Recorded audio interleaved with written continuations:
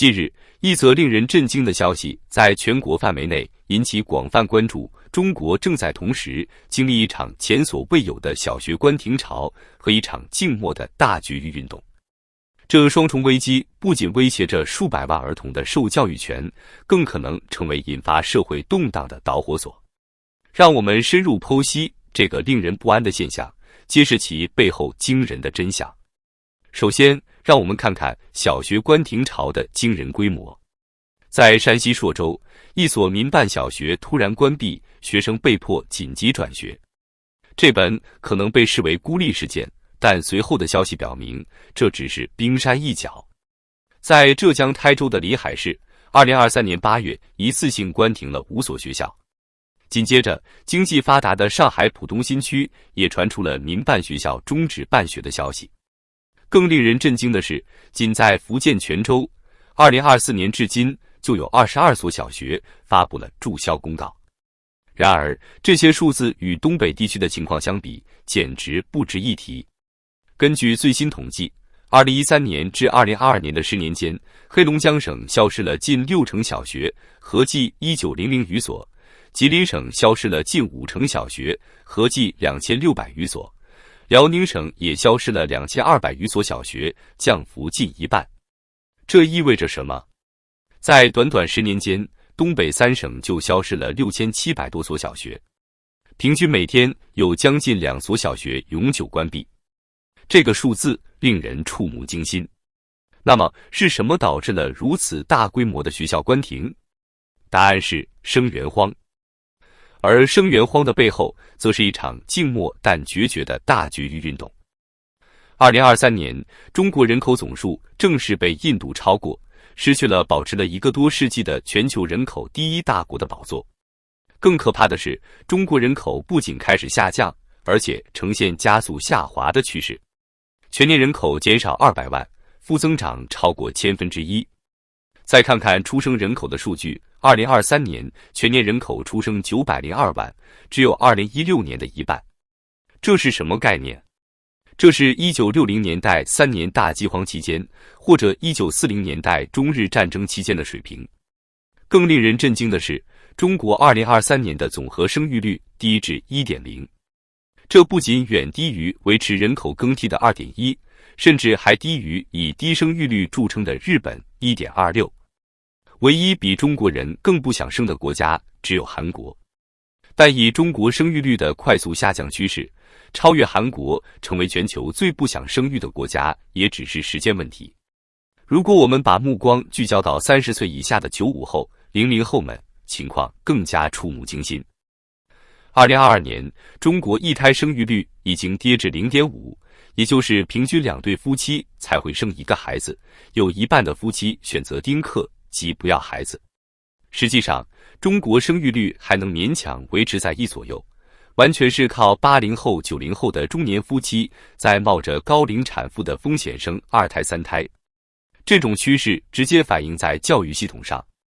以山西省为例，幼儿园在园人数从2021年的 100.97 万人降至2023年的 91.8 万人，2年减少了 9.17 万。小学在校生从2020年的 235.28 万人降至2023年的 231.8 万人。初中更是从2020年的 220.4 万在校生降至2023年的 208.1 万，3年减少了 12.3 万人。这种趋势在全国蔓延。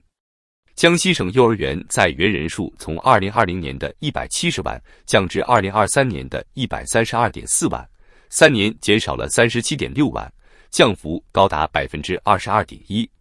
河南省更是从2018年的 437.99 万降至2023年的 323.62 万，5年减少了 114.37 万，降幅高达 26.1%。面对这种情况，中国政府简直急得像热锅上的蚂蚁。为了逼中国人结婚生娃，他们什么招数都使出来了，除了掏钱。从放开2胎到放开3胎，政策虽然扭扭捏捏，且行动总是慢半拍，但宣传鼓吹却是不遗余力。一夜之间，电视上的理想家庭从一家3口变成了一家5口，春晚等官方宣传平台上对不婚不育的年轻人不遗余力的口诛笔伐，扣上诸如贪图享乐、不思进取之类大帽子，甚至还蔓延到打击女权运动和 LGBT 组织。但是这一套当然忽悠不了什么人。中国人不愿意生育的最直接原因，是因为在当今中国养一个孩子实在是太昂贵了。研究表明，在中国将一个孩子从0岁养到大学毕业的平均支出是68万元，在京沪等一线城市则接近100万。如果再算上买房才能结婚的文化，每个新生儿从出生到组建自己的新家庭，父母一共要掏出差不多90万元人民币。这是什么概念？这个数字是中国2023年人均 GDP 的10倍左右，妥妥地甩开一众发达国家。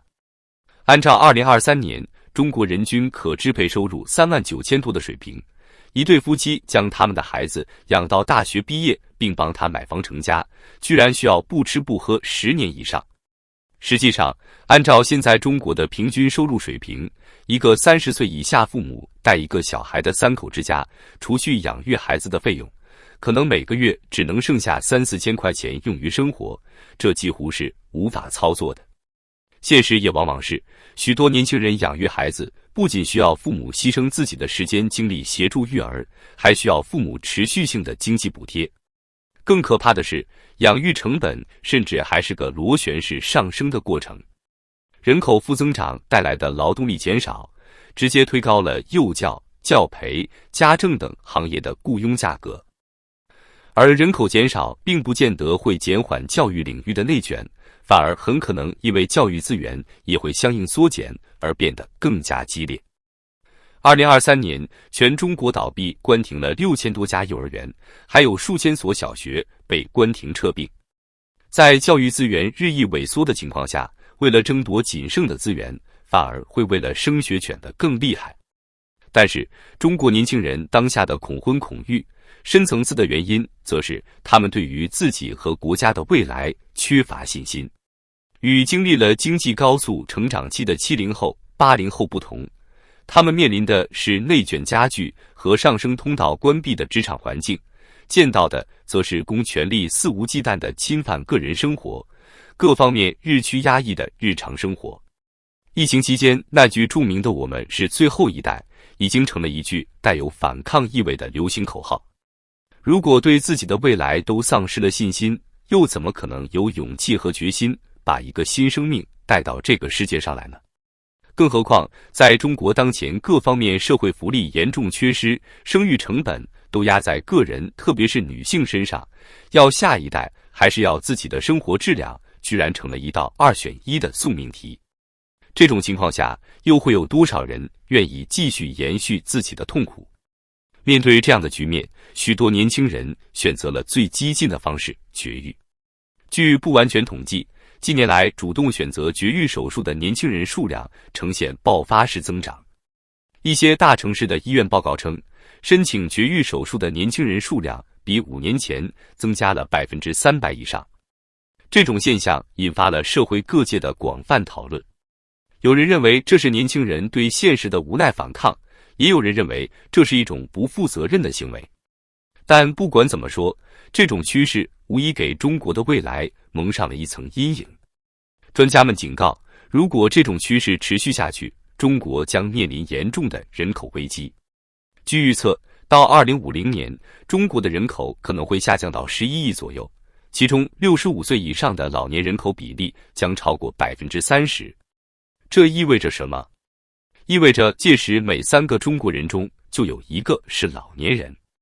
这种人口结构的变化将给中国的经济和社会带来巨大的压力。养老金体系可能会崩溃，医疗系统将面临前所未有的压力，劳动力短缺可能会导致经济增长放缓甚至停滞。更可怕的是，这种人口危机可能会引发一系列的连锁反应。